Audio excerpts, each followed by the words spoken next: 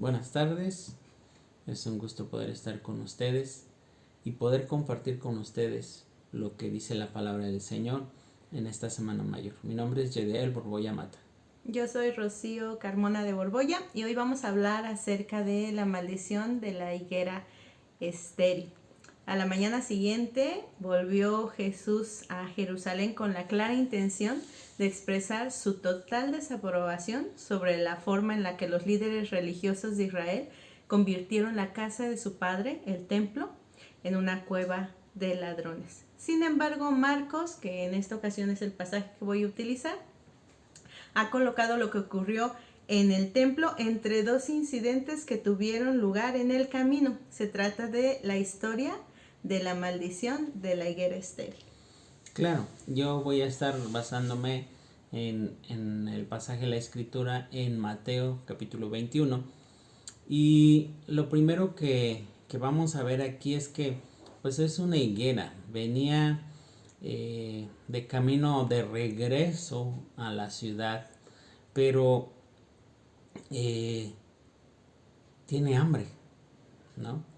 Tiene hambre y entonces ve la higuera y se acerca a ella y no encuentra frutos. Entonces, ¿qué pasaría si nosotros buscamos en cierto lugar algo que sabemos que vamos a encontrar ahí y no lo encontramos? Este milagro es muy diferente a todos los milagros que hemos estado viendo y experimentando en la palabra que hace Jesús, porque este es un milagro donde destruye y maldice a la higuera en vez de bendecir y dar vida, como hemos estado viendo en toda la escritura, ¿no?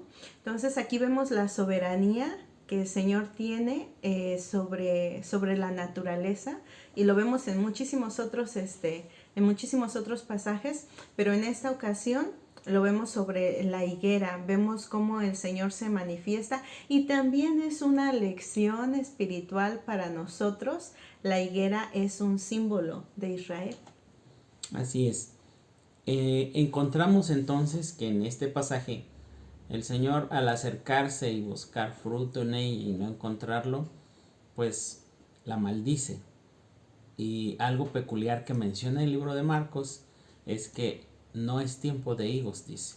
Pero aún así, el punto aquí primordial o importante a comentar es que lanza una maldición sobre ella, al grado de que inmediatamente se seca.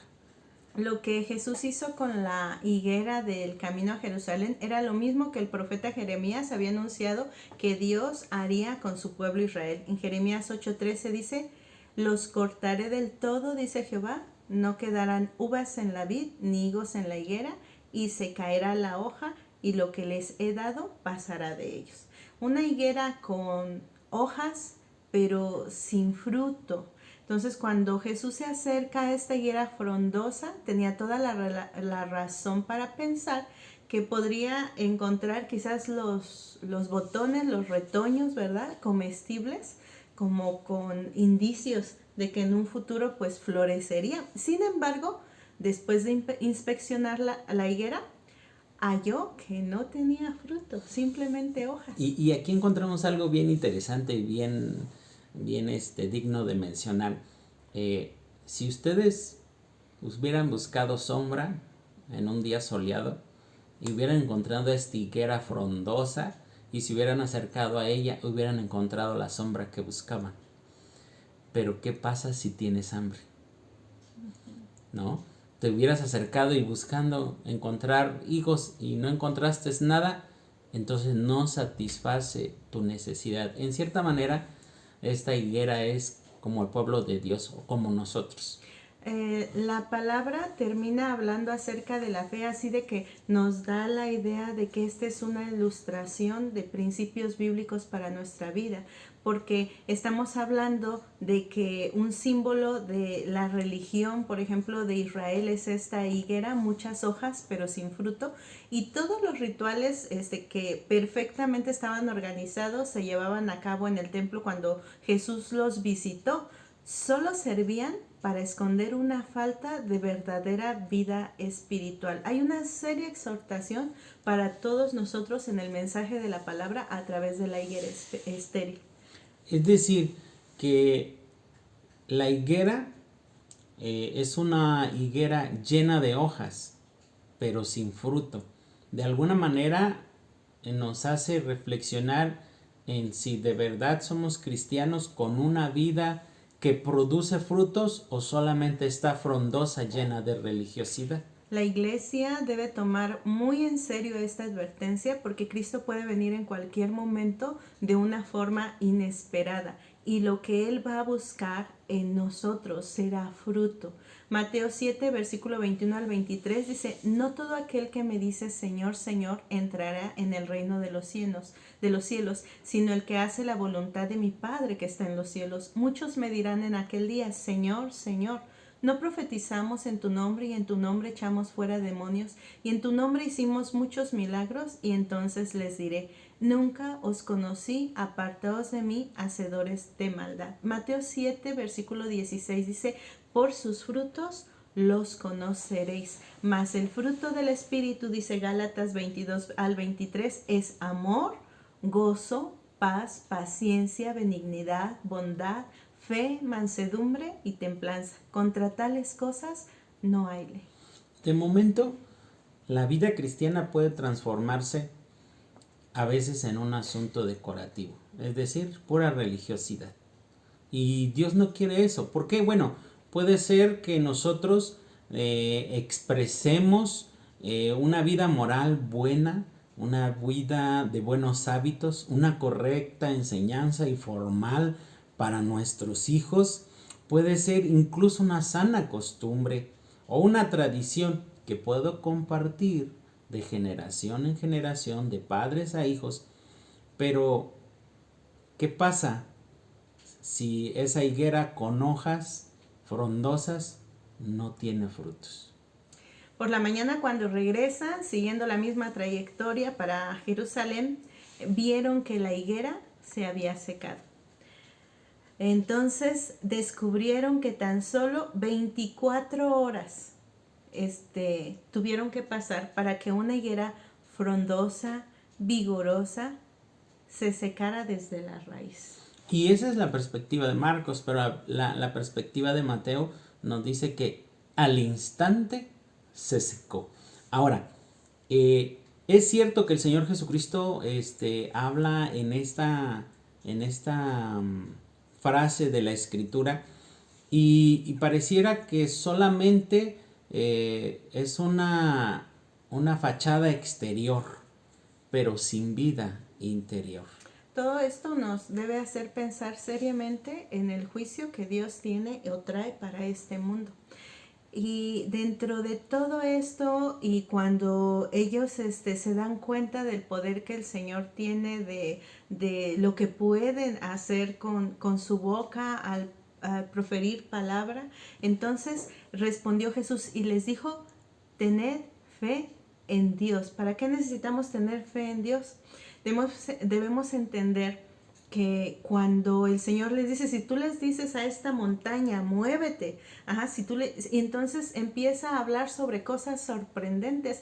Y básicamente la idea del Señor aquí se trata de aprender a tener fe en frente de dificultades enormes, de situaciones muy complicadas. Debemos entender que la fe es el único medio en el que podemos llevar fruto al Señor y vernos libres de esa esterilidad espiritual. Se trata de confiar plenamente en Dios, y solamente la fe en Dios nos puede llevar a superar dificultades que siempre vamos a encontrar cuando servimos al Señor, cuando queremos hacer proyectos para el Señor, cuando hemos sido llamados a un ministerio, ¿verdad? Y se necesita fe para creer y enfrentar todas las dificultades que se encuentran en el camino.